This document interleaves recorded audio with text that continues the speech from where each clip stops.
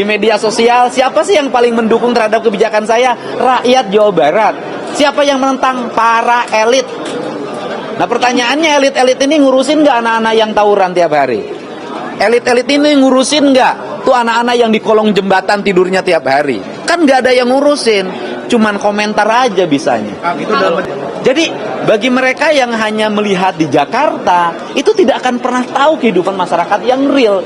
Saya ini hidupnya di tengah-tengah masyarakat, dan saya ini tiap hari itu nanganin orang yang numpuk di rumah saya, di rumah dinas. 100 orang mengadu hal yang sama.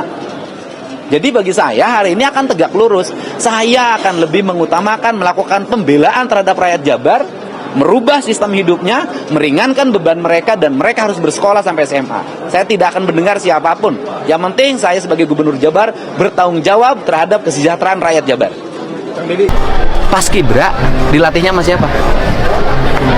TNI. Terus kemudian kita ada sekolah SMA loh, yang di dalamnya sistem pendidikannya dikelola oleh tentara. Sekolah Taruna Nusantara. Kan sistem pendidikannya model militer, semi militer. Jadi bukan hal baru gitu loh, bukan. Kemudian apa sih yang dihasilkan anak-anak Taruna Nusantara? Anak-anak yang sehat, anak-anak yang cerdas, anak-anak visioner. Walaupun sekolah umum juga banyak yang sangat visioner, tetapi proses ketahanan dan kebugaran tubuhnya berbeda. Pak, tadi ada larangan bawa HP dan motor, Pak. Untuk anak Mulai SMP, kapan, Pak? anak SMP, per hari ini anak SD dan SMP tidak boleh bawa motor dan HP. Untuk anak SMA itu yang belum cukup umur tidak boleh bawa kendaraan bermotor. Kan itu undang-undang lalu lintas. Selama ini penegakannya tidak bisa berjalan. Kenapa? Ada keraguan tindakan di lapangan. Pak, tadi yang disinggung soal kriminalitas itu kan di depan ke Bapak. Nanti untuk yang seperti dirindam ini tingkat SMP atau SMA sebenarnya, Pak? Yang direndam SMP sama SMA. SMP sama SMA. Iya, SMP. Nino, masa pulang pergi? 6 bulan, setahun, Pak. Ya tergantung perkembangan pertumbuhannya. Nanti kan disesuaikan. Bisa jadi ada yang sudah sebulan udah bugar, udah baik, ada. Bisa jadi ada yang 3 hari baik, ada. Kan tergantung. Berarti tergantung pelaporan orang tua ya? Ya tergantung nanti anaknya sudah gimana deh. Saya tuh kan ngalamin dimandirikan. Waktu pertama, waktu dimandirikan tuh nangis. Saya waktu kemah dulu nangis, waktu SD ditinggalin kemah. Kan nangis. ada beberapa anak yang sempat dilaporkan di Polda gitu, jadi yang terjaring dalam berbagai operasi. Iya. Nah itu masuk juga. Iya, nanti masuk menjadi salah satu, tetapi terlebih dahulu orang tuanya harus bertemu dulu, ya. Jadi penyerahannya harus oleh orang tua, tidak boleh penyerahan di luar orang tua. Tapi kalau orang tuanya saya masih sanggup mendidik, bikin surat pernyataan dong, sanggup mendidik. Nanti kalau ada terjadi kriminal lagi, orang tuanya di situ. Assalamualaikum warahmatullahi wabarakatuh. Salam Om Swastiastu, Namo Buddhaya, salam kebajikan dan salam sejahtera untuk kita semua. Pemirsa sekalian, ada 2 cuplikan video yang kita simak bersama-sama terkait dengan statement yang dilontarkan oleh Gubernur Jawa Barat, Kang Deddy Mulyadi ini. Dalam cuplikan video yang pertama, beliau dengan tegas mengatakan bahwa yang menentang tentang segala kebijakannya, tentang segala gagasannya, tentang segala keputusannya, tentang segala kreativitasnya, itu bukan masyarakat Jawa Barat, tetapi lebih banyak datang dari para elit. Artinya di sini mau membuktikan kepada kita semua bahwa hari ini yang melakukan aksi protes, aksi penolakan terhadap kebijakan Gubernur Jawa Barat itu, sebagian besarnya itu bukan masyarakat Jawa Barat, tetapi orang-orang di luar Jawa Barat. Poin yang kedua, beliau mempertegaskan kembali tentang para siswa yang saat ini dibina mentalnya oleh TNI. Secara tegas, beliau mengatakan bahwa Paskibraka itu dilatih oleh siapa? Oleh TNI. Bahkan ada sekolah setingkat SMA atau SMK yang pendidikannya oleh militer, yakni Taruna. Di sini sesungguhnya mau menjawabi semua nyinyiran, semua orang-orang yang menolak, semua orang-orang yang mengkritik tentang kebijakan dari Kang Deddy Mulyadi ini. Di sini juga kita diperlihatkan bagaimana keberpihakan dari seorang Deddy Mulyadi untuk membangun Jawa Barat. Wahai kalian-kalian yang hanya tahu nyinyir, yang hanya tahu protes, khususnya para elit, simak baik-baik dan renungkan baik-baik pernyataan dari Kang Deddy Mulyadi itu. Kalian tidak pernah tahu kehidupan anak-anak yang ada di kolong jembatan. Kalian tidak pernah tahu kehidupan anak-anak di jalanan. Ada yang di lampu merah, ada yang di deker-deker dan lain sebagainya. Kalian tidak pernah tahu bahwa ada anak-anak yang hamil di luar nikah, yang hamil di bawah umur, yang melakukan aksi-aksi tawuran, mengonsumsi obat-obat terlarang dan lain sebagainya. Ini sesungguhnya statement pedas yang diucapkan oleh Gubernur Jawa Barat untuk menyadarkan orang-orang yang selalu menentang kebijakan dari Kang Deddy Mulyadi. Mulai dari Wakil Rakyat, Komisi Perlindungan Anak, tokoh-tokoh politik, elit-elit partai, bahkan sampai ke rekan sejawat dari Kang Deddy Mulyadi, yakni para gubernur. Tetapi dengan statement Kang Deddy Mulyadi ini, kalau orang waras jadinya nyadar. Kalau orang yang masih mampu untuk menggunakan logika akal sehatnya, artinya luka batin, rasa iri, rasa dengki yang mungkin selama ini dia pelihara untuk mengkritik Kang Deddy Mulyadi, jadinya sadar. Saya hanya khawatir orang-orang yang selalu menentang dengan kebijakan Kang Deddy Mulyadi ini lama-lama bisa sakit jiwa, bisa stroke, bisa menjadi pasien tetap di rumah sakit jiwa. Karena fakta membuktikan bahwa segala kebijakan dari Kang Deddy Mulyadi, segala gebrakan dari Kang Deddy Mulyadi itu didukung oleh masyarakat Jawa Barat, diterima baik oleh masyarakat Jawa Barat. Dan yang uniknya, selama ini kita selalu dipertontonkan dengan aksi-aksi nyata, dengan kerja-kerja nyata yang dipertontonkan oleh Kang Deddy Mulyadi untuk membangun Jawa Barat. Beliau bukan tipe pemimpin yang banyak bacot, yang hanya omong kosong dan lain sebagainya. Tidak untuk seorang Deddy Mulyadi. Beliau adalah pribadi yang merakyat, pribadi yang selalu berada di tengah-tengah warganya ketika warganya sedang mengalami musibah, sedang mengalami masalah, sedang mengalami bencana dan lain sebagainya. Dan hebatnya Deddy Mulyadi ini, setiap kali beliau menghadapi sebuah persoalan, pasti akan dicari jalan solusinya. Inilah hebatnya Kang Deddy Mulyadi. Proses penyelesaian sebuah persoalan selalu saja diiringi dengan solusi. Dan hampir semua cuplikan video yang saya perlihatkan kepada pemirsa sekalian, bahwa solusi yang beliau lakukan selalu saja diterima baik oleh warganya sendiri. Pemirsa, untuk menilai bahwa sukses atau tidaknya Kang Deddy Mulyadi itu datang dari warga masyarakat Jawa Barat. Karena mereka yang mengalami, karena mereka yang merasakan, bukan dari kita masyarakat non-Jawa Barat. Keberpihakan saya secara pribadi kepada Kang Deddy Mulyadi, yang selama ini saya buktikan dengan selalu menyuarakan Kang Deddy Mulyadi, karena saya tertarik dengan sosok pemimpin yang satu ini. Saya menaruh rasa cinta dengan segala gebrakan, dengan segala kebijakan yang beliau persembahkan untuk masyarakat Jawa Barat. Dan satu poin penting, bahwa ketika konten-konten saya selalu membahas tentang Kang Deddy Mulyadi, walaupun ada yang mengatakan bahwa saya ini adalah buzzer dan lain sebagainya, terserah kalian mau bilang apa. Tetapi poin positif yang mau saya terima, yang mau saya pelajari dari Kang Deddy Mulyadi, bahwa bagaimana figur seorang pemimpin yang diidamkan oleh masyarakat. Bagaimana dia mengajarkan kita generasi penerus bangsa untuk menjadi pemimpin yang baik. Ternyata untuk menjadi pemimpin yang baik itu tidak semudah seperti kita membalikan telapak tangan.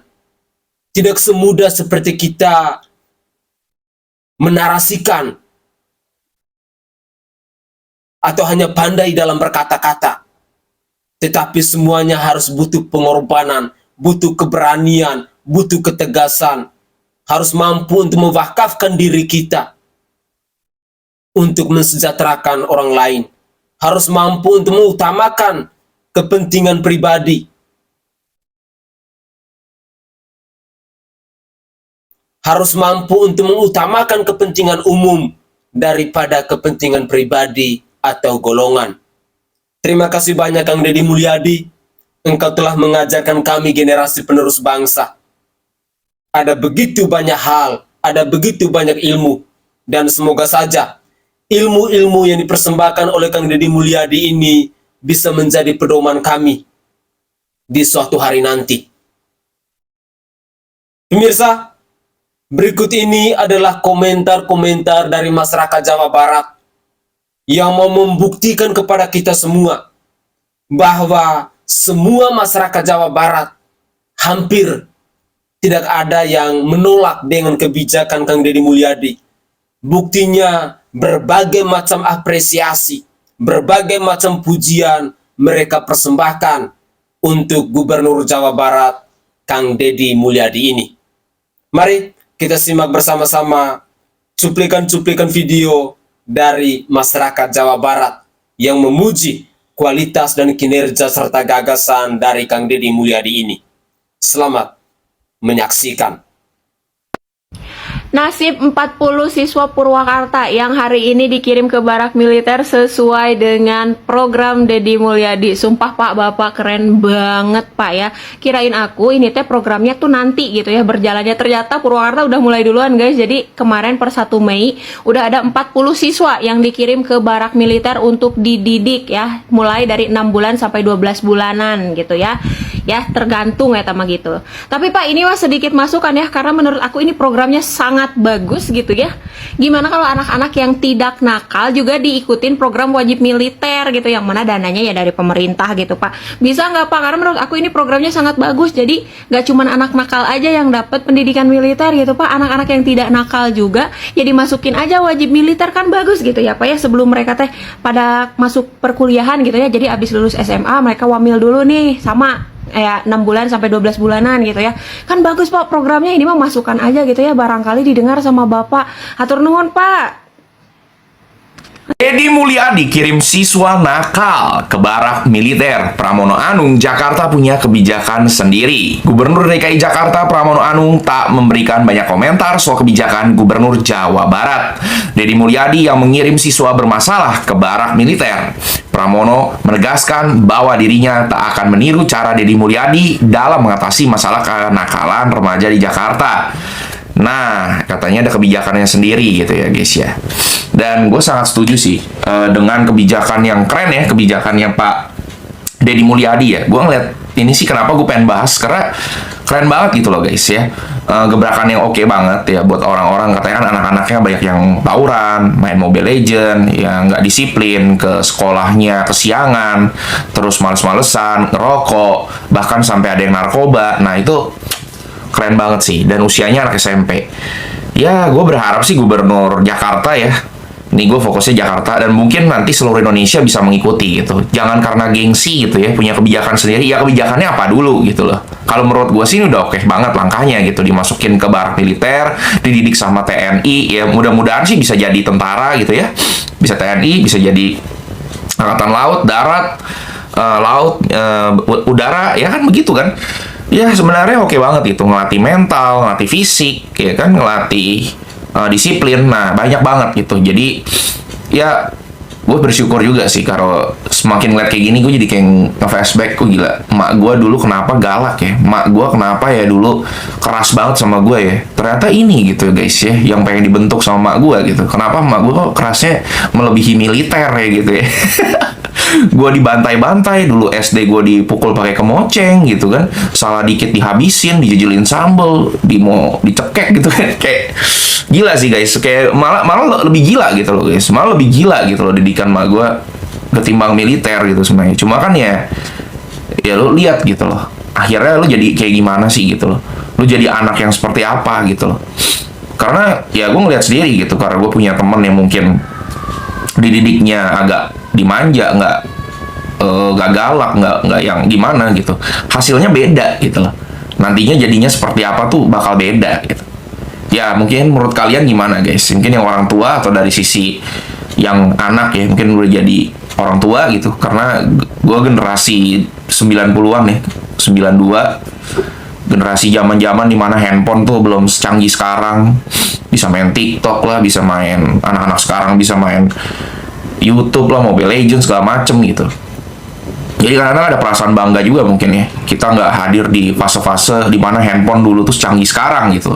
Kita juga jadi lebih bisa balance hidupnya gitu, bisa lebih fokus ke teman-teman kita, ke pelajaran, ya kan, ke keluarga gitu. Ya, gue akui sih memang ada plus minusnya ya, kecanggihan teknologi handphone sekarang seperti itu. Kalian bisa tulis saya di kolom komentar ya, kalau menurut kalian setuju nggak sebagai sisi orang tua atau sisi anak ya dengan program ini. Karena gue pernah dulu ngeliat ya guys, pernah gue pulang subuh jam 4, jam 5 subuh, terus gue ngeliat di jalanan tuh anak SMP tawuran gitu. Kayak ngenes aja gitu di Jakarta, ya ampun, jam 4, 5 subuh ngapain gitu loh. Kayak yang harusnya lu sholat gitu ya, yang harusnya lu siap-siap gitu untuk ke sekolah gitu, mungkin lu malah tawuran gitu loh. Ngapain gitu. Nah ini kan jadi PR gitu ya, mau Jakarta nih mau ngapain nih Pak Gubernur nih, kayak kan, mau dibikin ring tinju kah, atau mau dibikin apa gitu yang lain gitu ya, mungkin beyond ya. Ya kan, atau mau dilatih ya I don't know gitu kan. Sebenarnya kan nggak masalah juga, mau ngikut juga nggak masalah gitu, bukan persoalan gengsi kan. Menurut kalian gimana? Coba tulis di kolom komentar guys. Kang Deddy Mulyadi alias KDM belum pernah masuk kantor sejak menjabat. Ini gubernur kerja nggak sih? Masa iya kerja nggak pernah ke kantor? Dia kan kerja di bagian pemerintahan. Gimana caranya dia nggak ke kantor? Seumur-umur ya, puluhan tahun gue tinggal di Bekasi, gue baru ngerasain Bekasi itu punya gubernur. Soalnya gubernur yang kemarin itu cuma diem duduk ya di Bandung. Dan ternyata Kang Deddy jawabannya apa? Masalah nggak akan selesai hanya dengan duduk di kantor. Mantep banget Pak, mantep. Bahkan ya selama konten-kontennya Kang Deddy itu seliweran gitu di FYP gue gitu, gue belum pernah ngeliat seragam kantornya dipakai. Gue nggak tahu gue ketinggalan kontennya dia atau emang belum pernah dipakai atau jarang dipakai atau dipakai tapi nggak diperlihatkan di kontennya dia. Gue nggak tahu seragamnya dia yang mana, yang kayak gimana, nggak tahu, gue nggak pernah lihat.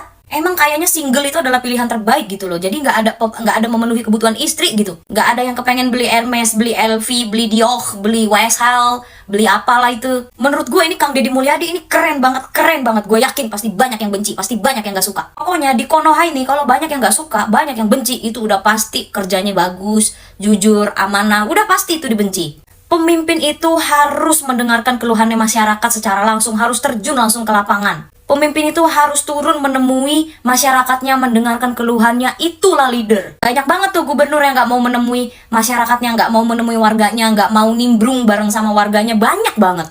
Gua tuh bangga banget ya sama orang yang terjun langsung ke lapangan, melihat situasi dan kondisi di lapangan gitu, ketimbang lu diem di kantor, lu setiap hari ke kantor, tapi lu nggak tahu perkembangan proyek lu sampai mana, lu nggak tahu perkembangan pekerjaan lu sampai di mana dan segala macamnya itu. Ya ke kantor iya, tapi kalau setiap hari di kantor, sedangkan lu adalah seorang gubernur yang harus mendengarkan keluh kesah warganya, terus lu duduk diem doang di kantor, gimana caranya lu bisa tahu kalau anak buah yang lu suruh itu kerjanya bener? Ya bener kata Kang Deddy, duduk di kantor itu tidak menyelesaikan masalah, setuju gue. Ini mah harusnya bukan Kang Deddy, tapi King Deddy. Di kantor itu cuma teori sayang, tapi prakteknya ya di lapangan dong. Kerja kalau cuma di kantor, kalau cuma teori, semua orang bisa. Tapi nggak semua orang bisa turun terjun langsung ke lapangan dan nggak semua orang punya skill. Kami, pelajar Jawa Barat. 1. Mendukung pengaturan kegiatan study tour dan penamaan kegiatan sejenisnya sesuai surat edaran Gubernur Jawa Barat. 2. Mendukung adanya pengaturan kegiatan perpisahan, wisuda, atau sejenisnya dilaksanakan di lingkungan sekolah secara sederhana dan bermakna serta tidak membebani orang tua. 3. Mendukung kebijakan anak di bawah umur tidak menggunakan kendaraan bermotor dan bersedia tidak menggunakan aksesoris kendaraan yang tidak sesuai aturan. 4. Bersedia membawa bekal makanan dari rumah untuk makan di sekolah sampai kegiatan makan bergizi gratis dilaksanakan secara merata. 5. Menolak kegiatan tawuran dan bersedia mengikuti pendidikan karakter, kedisiplinan, dan bela negara apabila melakukan pelanggaran.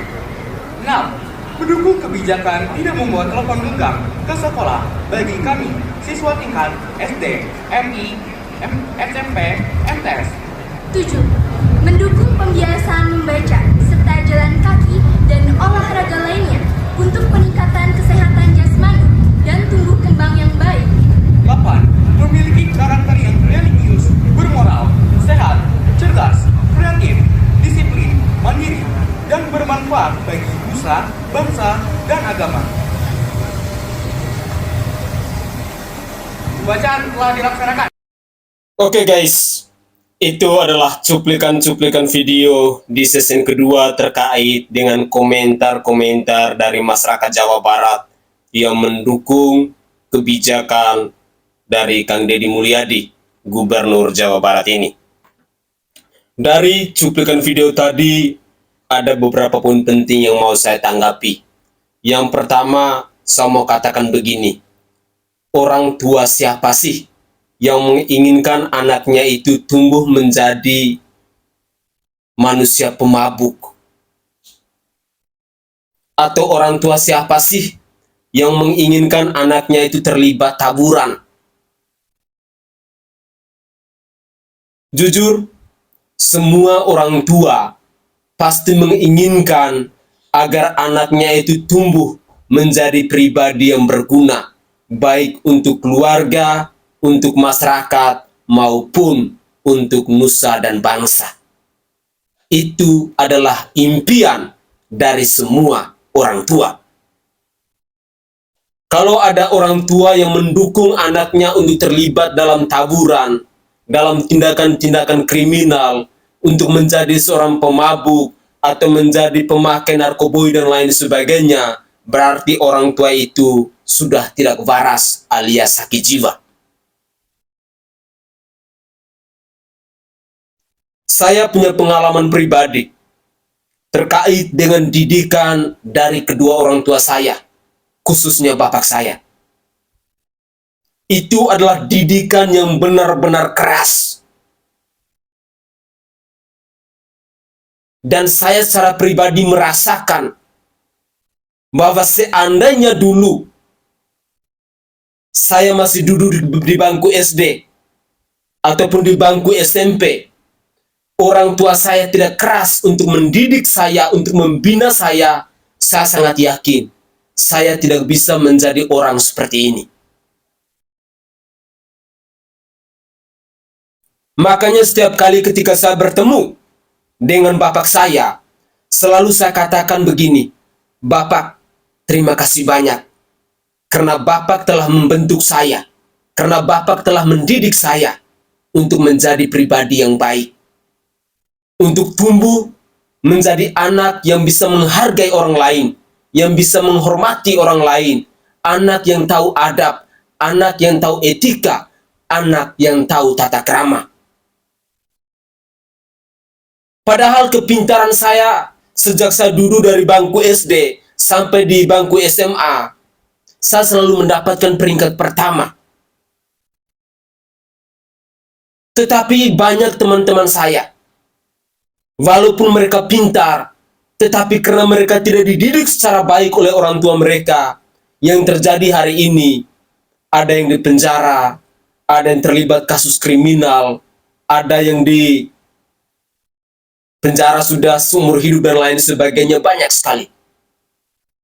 Sehingga dukungan, didikan, pembentukan karakter mental yang dibangun sejak dini itu sangat dibutuhkan. Dari pengalaman saya secara pribadi, mari kita coba melihat dengan apa yang dilakukan oleh Kang Deddy Mulyadi ketika anak-anak yang terlibat tawuran itu mereka arahkan, mereka didik secara militer di TNI. Sesungguhnya ini adalah usaha dari Kang Deddy Mulyadi, di mana ketika Kang Deddy Mulyadi ini sudah membangun komunikasi, sudah duduk bermusyawarah antara pemerintah dan orang tua bersama guru, membuat sebuah kesepakatan. Ketika orang tua menginginkan, ketika orang tua berkehendak, bahwa bantulah kami untuk mendidik anak-anak kami agar mereka bisa tumbuh menjadi pribadi yang baik, maka kebijakan ini dilaksanakan. Pemirsa, pembentukan karakter seseorang itu tidaklah gampang. Untuk memanusiakan manusia itu tidaklah mudah.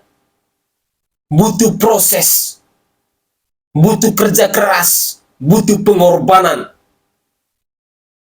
Tetapi yang saya apresiasi dari Kang Deddy Mulyadi selaku pihak pemerintah, beliau memang benar-benar bertanggung jawab, mau mendidik, mau membina anak-anak ini agar tidak terlibat dalam tawuran, agar tidak menjadi manusia pemabuk, pemakai narkoboy dan lain sebagainya, ataupun aksi-aksi kriminal lainnya.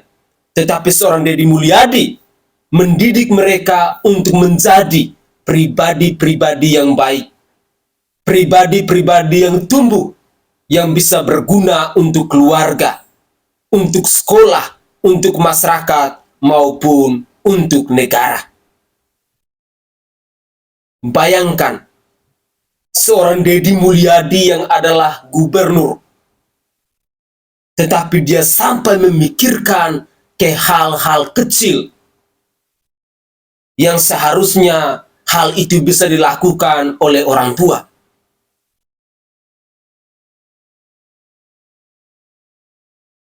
Masyarakat Jawa Barat hari ini pastinya sangat bahagia, sangat bergembira, sangat bersyukur, dan sangat berterima kasih karena punya pemimpin yang benar-benar luar biasa.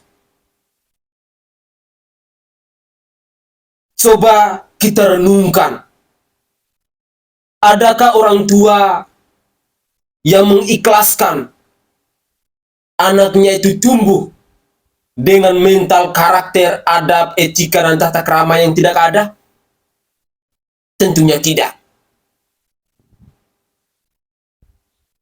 Makanya sangat lucu ketika saya melihat ada begitu banyak aksi protes yang menentang, yang menolak kebijakan dari Kang Deddy Mulyadi ini.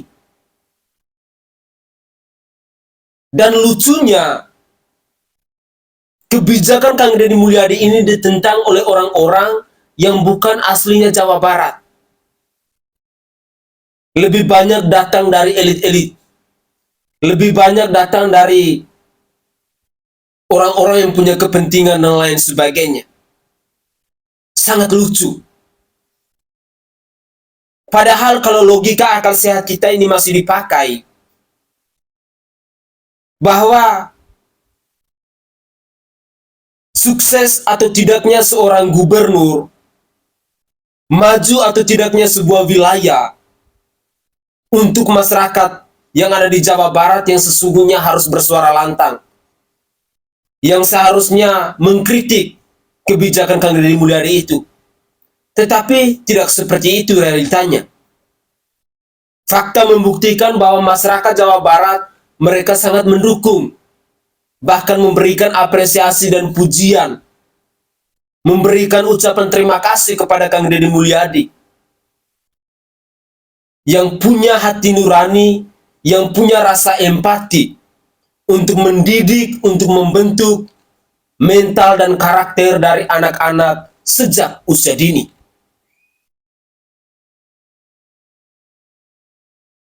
Pemirsa sekalian,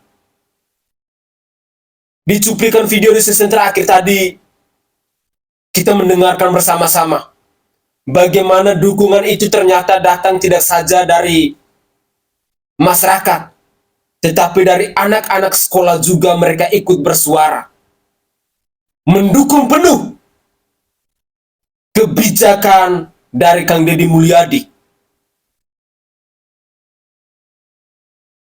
Percaya atau tidak percaya, di suatu hari nanti Provinsi Jawa Barat akan menjadi provinsi yang istimewa.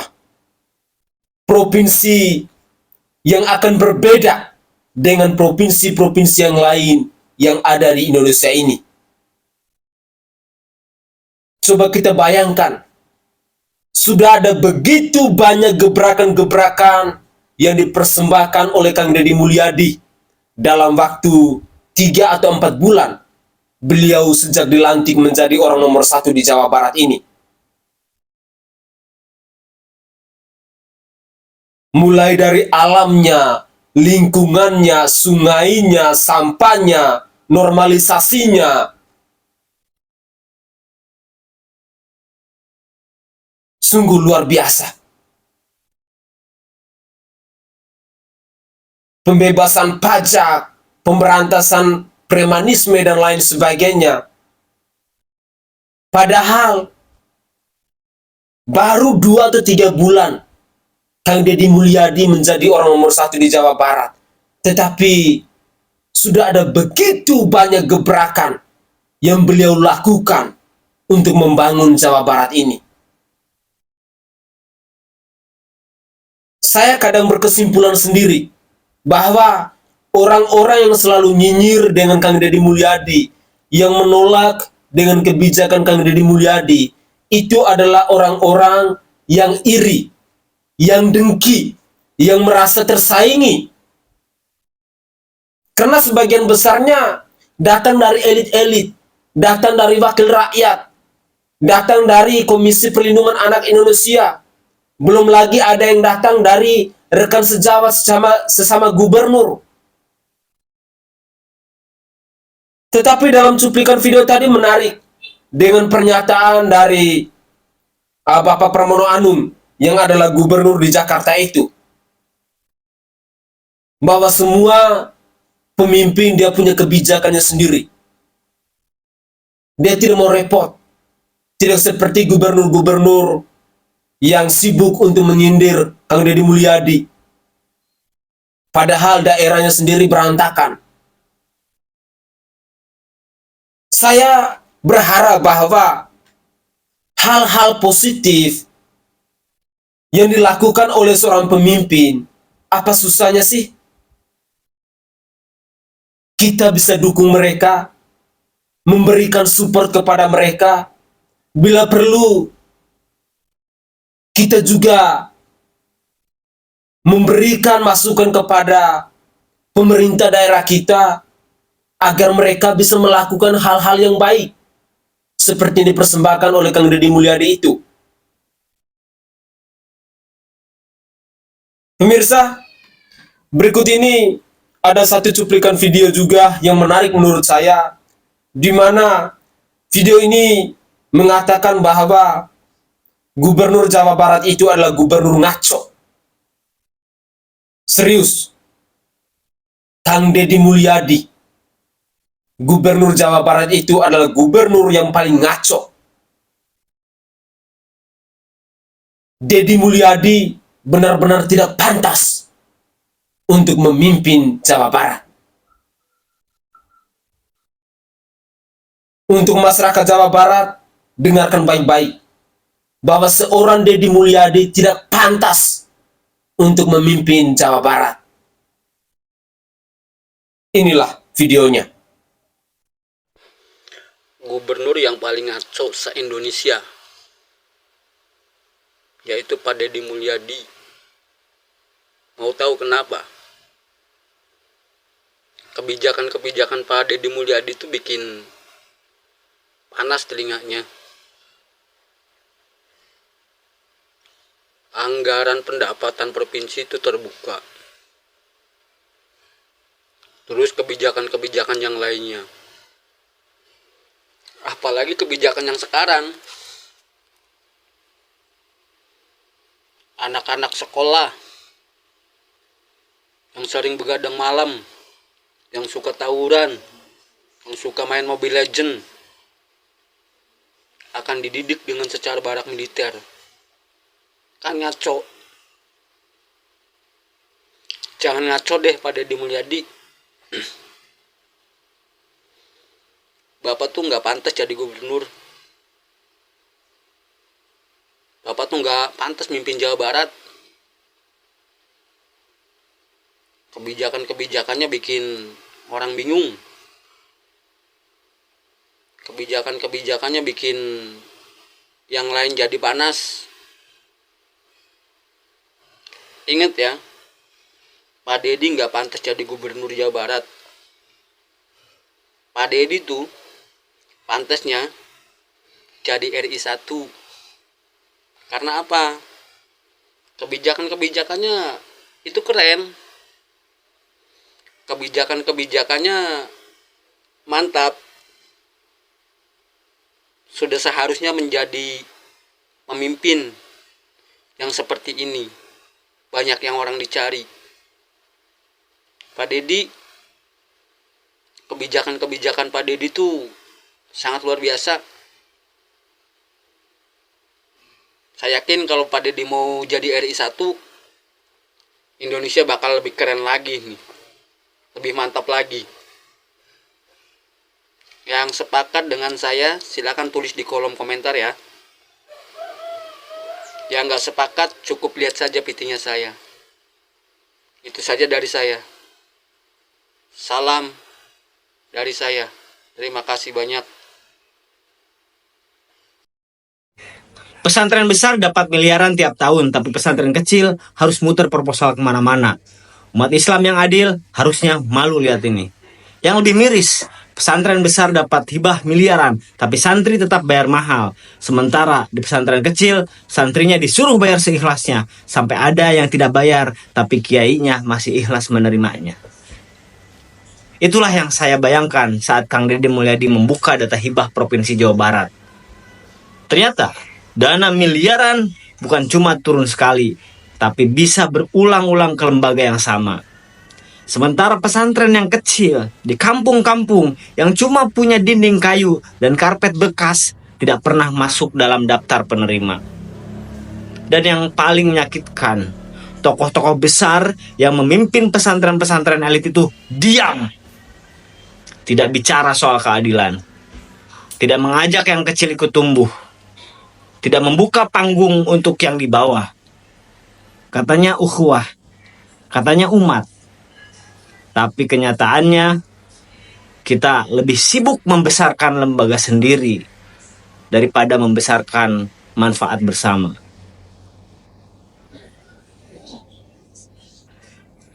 Jangan bangga bangun menara yang megah kalau di sekitarnya ada masjid kecil yang roboh pelan-pelan tanpa bantuan.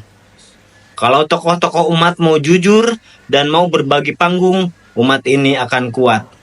Tapi kalau semua berlomba jadi besar sendiri, kita akan hancur bareng-bareng.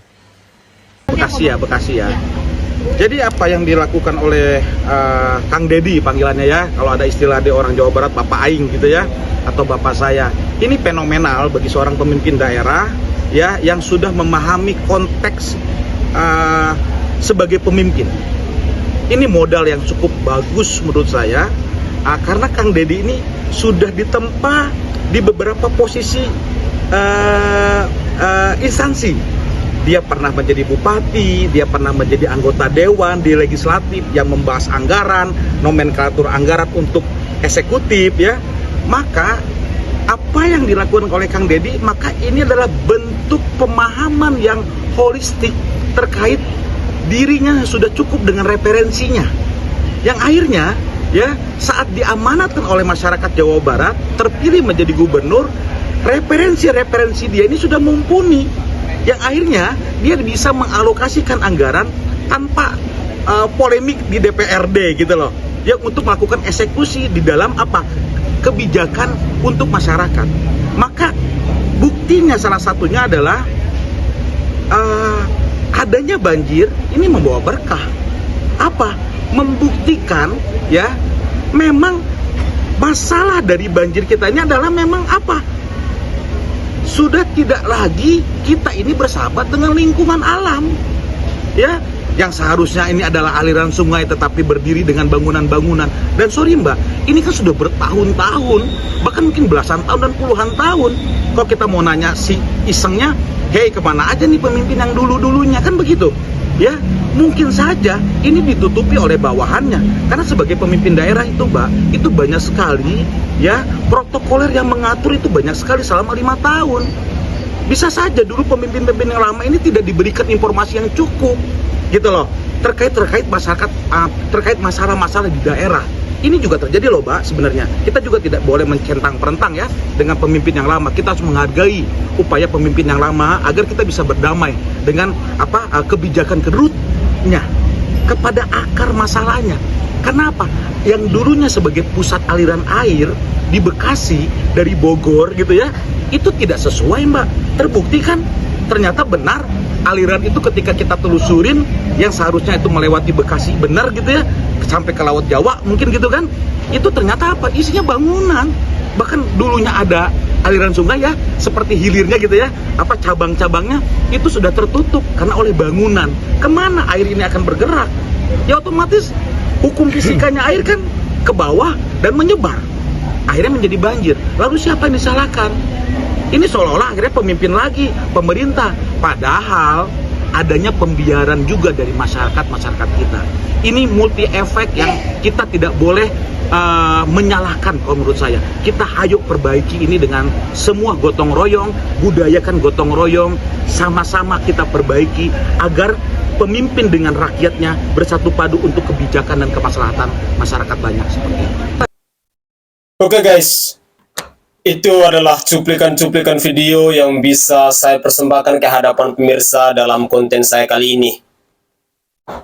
Dari cuplikan video di season terakhir ini, poin yang pertama bahwa Kang Deddy Mulyadi, Gubernur Jawa Barat itu tidak pantas untuk menjadi orang nomor 1 di Jawa Barat.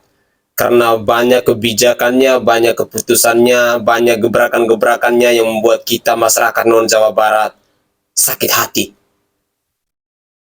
Kenapa kita sakit hati? Karena kita pastinya menginginkan agar pemimpin kita juga bisa melakukan hal yang sama. Misalnya tentang pembebasan pajak, tentang normalisasi sungai, tentang pendidikan mental, tentang keadilan.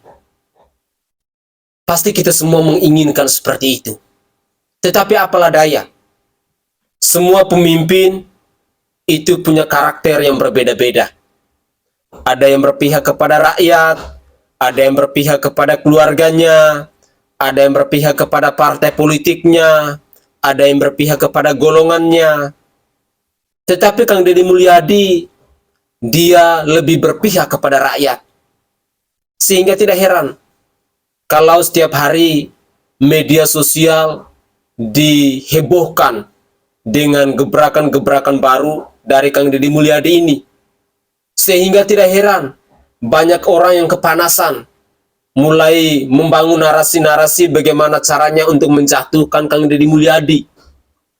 Bagaimana caranya untuk menolak kebijakan Kang Deddy Mulyadi dengan berbagai macam alibi. Tetapi kebijakan dari Kang Deddy Mulyadi ini itu semuanya didukung penuh oleh rakyatnya. Ayo kita masyarakat Indonesia, siapa yang tidak mau pemimpin yang punya karakter dan jiwa kepemimpinannya seperti Kang Deddy Mulyadi itu? Ketika ada statement bahwa Deddy Mulyadi itu tidak pantas untuk menjadi gubernur Jawa Barat. Itu sebenarnya bukan statement kebencian, tetapi statement yang mengharapkan agar di suatu hari nanti Kang Deddy Mulyadi bisa menjadi pemimpin tertinggi di bangsa ini, agar segala kebijakan, agar segala gagasannya beliau itu bisa dirasakan juga oleh kita masyarakat Indonesia. Jangan hanya masyarakat Jawa Barat saja.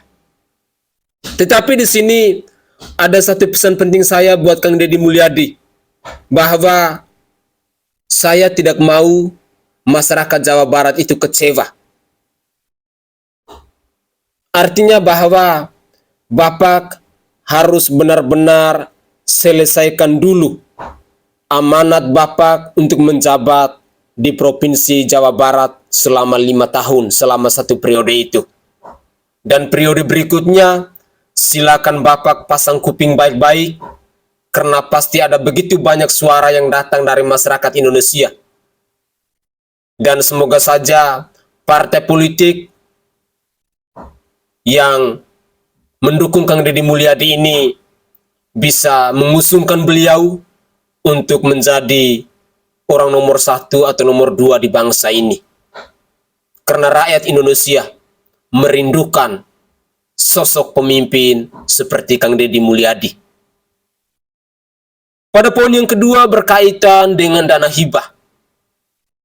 Beberapa waktu yang lalu, saya menyimak pembicaraan dari Kang Deddy Mulyadi bahwa bantuan-bantuan dana hibah yang telah diterima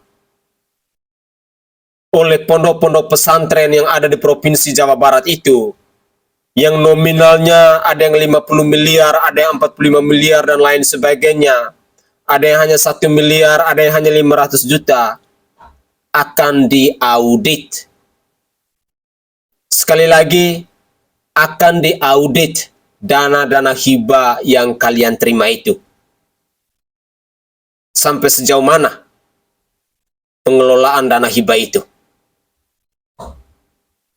Di sini sesungguhnya Kang Deddy Mulyadi mau menunjukkan rasa keadilannya ketika dia melihat ada begitu banyak pondok pesantren kecil yang sudah rusak, yang sudah rapuh, bahkan tidak diperhatikan oleh pemerintah, bahkan tidak pernah mendapatkan bantuan-bantuan, tidak pernah mendapatkan dana-dana hibah. Ada yang sudah roboh, ada yang lantainya beralaskan karpet, ada yang siswanya sementara belajar ketika hujan datang, bocornya ada di mana-mana. Seorang Deddy Mulyadi hadir untuk memberantas persoalan-persoalan ini, untuk menyelesaikan persoalan-persoalan ini. Artinya, apa yang disuarakan oleh Kang Deddy Mulyadi ini juga tidak semua pihak bisa menerimanya. Pasti akan ada yang menolak, pasti akan ada mulai membangun narasi lain dan sebagainya. Tetapi apa yang kalian suarakan, khususnya orang-orang yang menolak, itu tidak akan masuk ke pola pikirnya Kang Deddy Mulyadi. Bagaimana beliau mau menerapkan rasa keadilan itu bisa dirasakan oleh masyarakat Jawa Barat. Pemirsa, konten saya kali ini memang benar-benar kita diperlihatkan, diperdengarkan tentang segala kekaguman dari masyarakat Jawa Barat kepada pemimpinnya. Ada rasa bahagia, ada ucapan terima kasih, ada yang menginginkan bahwa Kang Deddy Mulyadi tidak pantas untuk menjadi seorang gubernur tetapi lebih ke presiden. Tetapi apapun itu, komentar dari netizen sesungguhnya mau mempersembahkan kepada kita dan mau membuktikan kepada kita bahwa orang-orang yang menolak kebijakan Kang Deddy Mulyadi, orang-orang yang menentang kebijakan Kang Deddy Mulyadi, sesungguhnya orang-orang yang punya kepentingan juga. Karena masyarakat Jawa Barat, mereka sangat menyambut baik atas segala kebijakan dari Kang Deddy Mulyadi ini.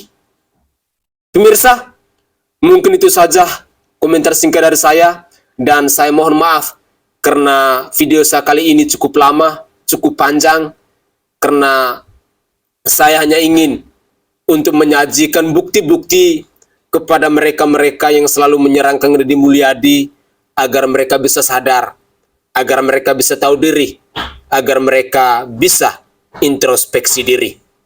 Kalau semua pemimpin di bangsa ini punya karakter dan jiwa kepemimpinan seperti Kang Deddy Mulyadi, maka saya secara pribadi sangat yakin dan percaya bahwa Indonesia emas itu tidak perlu kita tunggu sampai di tahun 2045. Tahun 2030 atau tahun 2035 semuanya bisa terrealisasi.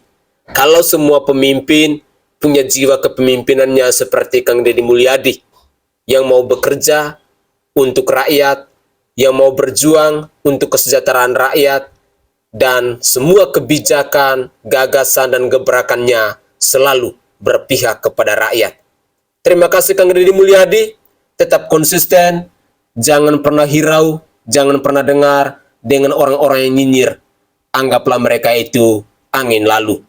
Demi kebaikan, apa yang Kang Deddy Mulyadi buat pasti akan selalu didukung, tidak saja hanya datang dari masyarakat Jawa Barat, tetapi kami yang bukan masyarakat Jawa Barat pasti akan selalu mendukung Bapak dengan suara-suara kami. Terima kasih atas segala pengorbanannya. Semoga Tuhan selalu menyertai Kang Deddy Mulyadi, diberi kesehatan jiwa dan raga, dan selalu dipertemukan dengan orang-orang baik untuk membangun Jawa Barat menjadi provinsi yang istimewa. Saya Sainai dari Provinsi Nusa Tenggara Timur, saatnya kita yang rakyat jelata harus berani untuk bersuara. Salam hormat, salam NKRI, dan salam Pancasila untuk kita semua.